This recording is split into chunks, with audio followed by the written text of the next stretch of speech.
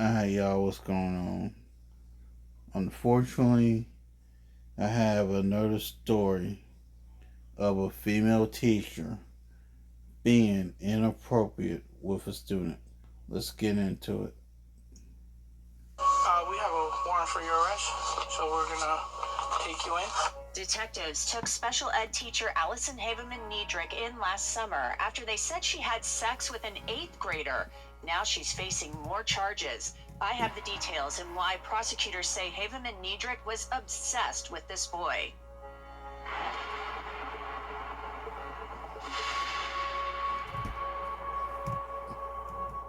Welcome to Crime Fix. I'm Anjanette Levy. Allison Haveman Niedrick is facing very serious charges in New Jersey. A grand jury in Monmouth County indicted Haveman Niedrick on 7 counts, including aggravated sexual assault in the 2nd degree, 2 counts of endangering the welfare of a child, and she's accused of endangering a child by manufacturing and possessing child pornography. Previously, prosecutors had said that detectives found videos of Haveman Niedrick and the 8th grade boy having sex. She's accused of recording those encounters. Haveman Niedrick was a teacher at Freehold Intermediate School last year, and in June she was arrested after the school went to police. Here's body camera footage of detectives taking her in as her parents and husband watched. Good evening. Yes. Detective Hernandez, Freehold Borough Police Department. Is Allison home? Yes. May I speak with her, please? Now we'll talk to her out here. Thank you. Hey, Michelle. How you doing? Hi. Detective Hernandez, Freehold Borough Police Department. Detective Correa, Detective Hobbs. You know why we're here? No? Any idea? You want to move away from the house to I don't speak feel to? comfortable talking about my attorney present. Okay, no problem. Thank you. We have a warrant for your arrest, so we're gonna take you in. Is there anything on you that you want to leave with your family? No, my glasses come with me. Do I have medication that I need to bring with me? If you take medication, I will highly suggest for you to have someone get it for you. Okay, just give me a second. I don't have a phone. It got destroyed, actually. I lost it today and got run over.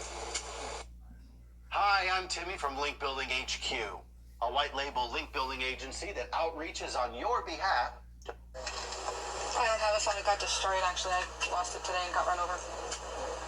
Okay, so Allison Haveman Niedrick said she didn't have a phone, but it got run over that very same day that Freehold Borough Police came to arrest her. Prosecutors would later say she had texted the 8th grade boy thousands and thousands of times, and that some of those messages included sexual videos and photos. The Asbury Park Press reported that the prosecutor on the case told a judge that Haveman Niedrick was obsessed with the boy. Let's listen to her talk about the phone one more time. I don't have a phone. It got destroyed, actually. I lost it today and got run over. Okay. Just have them bring the medicine. Okay. Yeah, I gotta put you under cuffs, so. Okay. All right? Joints are very fragile. I'm not gonna hurt you in any shape or form. This is gonna go on gently. All right? Still good? Thank you.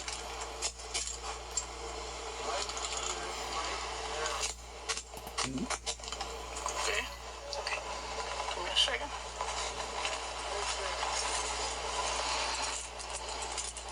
My husband's here with my kids. Okay. Thank you. And I see your parents there. Yeah, my parents are. They're fine. My kids are safe. All right. Do me a favor. Go like this.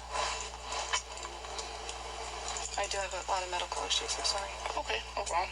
Now, at a hearing last July, Jersey Shore Online reported that a prosecutor said other teachers saw Haveman Niedrick rubbing the victim's neck and back and flirting with him and noticed her touching his leg. A vice principal reported concerns to police at the beginning of June of 2024. Police then contacted the boy's mother, who was also concerned because her daughter had seen her brother sitting in Haveman Niedrick's car and he was on the phone late at night. The victim had also told a friend that he was dating a teacher. The boy denied anything was going on with Haveman Niedrick and claimed he was dating her daughter, according to the Asbury Park Press. This This case involving teacher Allison Haveman Niedrak is Exhibit A of why it's so important to know who's around you and your family. And to research the people in your life, you can use truthfinder.com. Truthfinder is one of the largest public record search services out there. It's great because it will show you a person's past and current addresses, phone numbers, social media accounts, and of course, criminal and traffic records. If you want to try it out, you can get 50% off of confidential background reports. Just log on to www.truthfinder.com/LCCrimeFix. Log on and start accessing information about almost anyone. A criminal complaint filed last June charging Haveman Niedrak with sexually assaulting the boy said that he turned over his cell phone and police found a lot of evidence of the relationship. At first, she faced just 2 charges. Now that total is up to 7. And it includes official misconduct because she was a teacher and in a position of power over the student. When Haveman Niedrak was arrested, she didn't seem surprised. Here's more of the video from her arrest, where she told police she needed medication. My husband can get it. Can you let her know? Can you get my antibiotics and my on the counter? Keep them in the same container. They're the same pills. Oh, the same pills. Like one was just running empty, so I just want to Gotcha. same thing. Perfect. Sorry, my mom had strokes recently. Okay, no problem. I'm my parents' caretaker. Okay. Where's she going now? She's gonna come back to the Freehold Borough Police. She's going to her police station in Freehold. Yes. Do you know their numbers? My parents? Yeah. I think, yeah. Okay. And they have my attorney's number. Okay. So you Yeah. keep that with me as well, or? If you don't know by heart, I don't know my attorney's phone number. yeah, I will highly recommend for you to get it because that way you have have a that piece of paper. We'll get it. Yeah. Where's it at? Where's the paper? It's, if you want my husband to get it, he knows where it is. Yeah. Just tell him what to get. Two. Go ahead, sir. No, you can come out, sir. Now, after the issue of the medication is sorted out, Haveman Niedrak asks her husband again to get her attorney's phone number as her mother stands by. Yeah. Allison, where's the red paper? Look at the cabinet by where you just got the meds. There's 2 white pieces of paper with red crayon writing. Look straight ahead. Taped. Al? Nope. Get my oxygen, please. Got that. I know. You okay? No. Are you okay? She's on full-time oxygen. Well, listen, I'm on oxygen all night long. Okay. Okay. Are you? Do you need medical attention? No. You sure? Okay. Is this it? Yes, that's it. That's my pastor and my... Okay. Is there anything else that you want to take? Okay. And you know the numbers if you My need to call parents them? and my husband, yes. Okay. Excellent. All right. So we're going to get going, okay? Like I said, we're going to process her. We don't make the decision because of bail reform. We only You want to call her? text Hernandez Batch 101, and you guys can, She's going to Freehold. Wait a minute. What? I didn't need to write down his number. I know his number. Thank you. So she's... She'll call you later, okay, Eric? yeah, we'll let her make a call or two before, once we know what's happening. Okay. Okay? She gonna get to call the attorney? She's gonna have every right to do what she needs to do. We don't. Well, can you answer that question? Sure. I mean, that's what I'm saying. She's gonna have every right to call. We'll allow people to make calls. If she chooses to call her attorney, by all means. She chooses to call you guys, by all means. It's a very nice and civil process that we're doing with her. But it would be with your phone. She doesn't have her own phone. There's a phone that we provide at the headquarters for people to make calls. We don't, and she's gonna have every ability to make calls, and that's as needed. If they decide to put her in the county, then we have to, that would be something that we have to process. The detectives drive Haveman Niedrak to the police station where she is processed. All right, just step out, please. It's a little tight because the door won't go any further, but just come this way. Thank you. And that way. Straight forward. And to that right, and that door.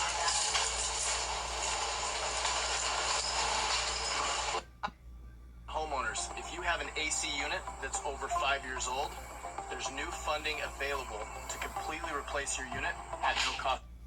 All right, so to talk about this case, I want to bring in Dan Shore. He is a former sex crimes prosecutor, and he's actually written a book about institutions dealing with sex crimes involving this exact type of thing. It's called Open Bar. It'll be coming out in August. So, Dan, thanks for coming back on Crime Fix to discuss this case.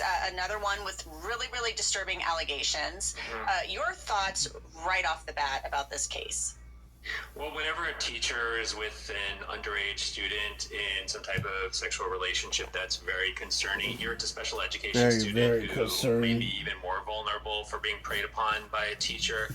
And it's alarming that it seems, if the evidence is accurate that the prosecution is putting forward, this seems to have been going on for a while. There's a lot of electronic communication regarding what was happening. So it's very concerning that this wasn't noticed earlier and that it was allowed to continue for so long. Yeah, I mean, it sounds like from what the prosecution is saying, what they've claimed in court, this started back in January of 2024. And it sounds like staff possibly saw her rubbing him, doing some things that were questionable, and then nothing really happened until around June. And that is really weird. Because that's a long time. And apparently they were meeting up at her house, in hotels, that type of thing. So a period of time had elapsed before the school contacted law enforcement. And you mentioned that there were electronic communications. Apparently thousands and thousands and thousands of text messages, videos. So yikes. Is the gut reaction of some of these institutions to kind of like not want to believe it? It depends. I work with a lot of schools. Besides being a writer, I investigate sexual misconduct at schools across the country. That's what I do full time. I was a sex crimes prosecutor originally, and some schools I've seen, unfortunately, look the other way when they see concerning signs. Some people report it and it doesn't go to the right place and there's miscommunication, and I write about that in my book, where there's a lot of times where there's maybe an employee who did see something and they either didn't say something about it or they went to someone and nothing was done. But there's always two parts of an investigation when a school's looking at this, because they have a responsibility to investigate it in addition to law enforcement's investigation. And one is, what was this teacher doing? And the second part of it is, what institutional failings were there that allowed this to continue? Were the policies and procedures not clear to people to know to report this? But it's amazing how, if the allegations are true, it's amazing how brazen this was, where other people allegedly saw touching in public in school, and there were supposedly 25,000 text messages. So if that's true, this is going on for a long time. So unfortunately, it seems like nothing was done until this went on for a while. And even if this defendant is prosecuted, even if she's sent to prison, that doesn't undo the harm to this child who was a special education student. And if it's true that he was sexually abused for a significant period of time, that's going to require a lot of support in order to rebuild his life. Right. And his mom apparently, once all of this became discovered, they took him to the hospital. They thought he was having like a mental health crisis, which is just, I'm sure possibly he was. She has pleaded not guilty to these charges, but when she was initially picked up in June of 2024, which it's on body camera footage, she didn't seem surprised. She was very calm. She said, I have a lawyer. I don't feel comfortable without talking without my lawyer, which is totally within her right, obviously. But she almost seemed resigned to this fact and knew that it was coming. I mean, her parents and her husband are there while she's being taken in. It's pretty late at night. But, they say she was obsessed. The prosecutor said in court last July, she was obsessed with this boy. How does a woman, a mom with kids, become obsessed with an 8th grade boy? And then they're just meeting up in hotels and wherever else. I mean, I have a really hard time, and we've covered so many of these, wrapping my head around that, where you're basically allegedly meeting up with somebody who could be your child and having a sexual relationship with them. Right. We don't know the particular details of this person's life, but I can tell you what I've seen in other similar cases. And sometimes it's about not just the sex part of it, it's the power and control part of it, that maybe the teacher in other parts of their lives feels not in control. And this is a situation where they can be in control and can be looked up to by someone who's younger and take control of a situation. I've seen situations where the perpetrator of incidents like this has been sexually abused in their past. Obviously, I don't know if that's true here, but I've seen that in other cases where it becomes almost learned behavior that someone was very young and someone treated them like this, so they treat someone else like that, and there's this cycle that continues. That's tragic. And also, we don't know what was happening in this defendant's life at the time, in their marriage, in their friendship, and in just their own mental health. So there's a lot of unanswered questions that we may never get answers to. But in cases I've investigated and prosecuted, those are the types of issues I've seen that help explain why someone might do this. Although none of that, of course, justifies these allegations if they're. It's not easy being the one everyone counts on to keep your operation running. That's why at Grainger, we're here for you. With professional-grade industrial supplies and fast delivery. Call, clickgrainger.com, or just stop by. Grainger, for the ones who get it done. Your number 2 burns the hair in my nose, but we fought hand in paw. Now your poop don't stink at all. Instantly neutralize poop stink with Poop Fighter from World's Best Cat Litter. They're true. She said when she was picked up, there was something that really stood out to me. The one thing that she said was they asked for her phone. Obviously, they had the teenage boy's phone. He had handed it over to law enforcement, and this is where they say they discovered text messages between the two of them that include these sexual videos, inappropriate sexual photographs. And she says, she said, I don't have my phone. It was run over today. I mean, just happens the day she's getting picked up by the cops at her house before midnight. Her phone gets run over, apparently. This is her claim. I don't know if that's really true or not, but it seems like rather convenient and something that will definitely be used against her by the police. Yeah, I mean, it's very well might have been run over intentionally, right? Like, I don't think the police are probably going to ask for corroboration that it was run over, and I wouldn't be surprised if someone who says their phone was run over, that it was run over, but they may have arranged that intentionally in order to hide evidence. I see a lot of cases I investigate where someone says, my phone fell in the swimming pool last week and it doesn't work anymore, things like that. It's important for law enforcement to try to get the phone anyway, even if something is run over. Okay, we're almost done. And seems inoperable. There are amazing technicians who have expertise in these phones who can recover data that you think is destroyed. So if law enforcement does get a hold of the device, even if it's in really bad shape, I've seen amazing work by these experts in recovering things. But as you said, they do have what the student provided in terms of text message. Is law enforcement saying it's 25,000 messages that includes photos and videos. And if that's true, and there's no reason to doubt that, it's hard for this teacher to explain that away, because if you're saying, well, I never had an inappropriate relationship, why would you have those many messages, especially with the sexual content over time? Right. I think it's going to be difficult to refute that. And especially these days, even if the phone's destroyed, if you have, a cloud or, whatever your phone is, Android, Apple, if you're backed up to a Google account or a cloud or whatever, they can get that stuff, whether the phone is destroyed or not. So, it's amazing what they can do these days. Let's talk about the videos and the text messages on the phone, Dan, because the prosecutors have really upped the ante here. As I mentioned earlier, when she was first arrested in June, she was facing 2 counts of sexual assault. I believe one of them was aggravated sexual assault. She's still facing those charges after indictment, but now they've added these other charges of child endangering, including manufacturing and possessing child pornography. They're saying she videotaped, recorded these sex encounters with this child.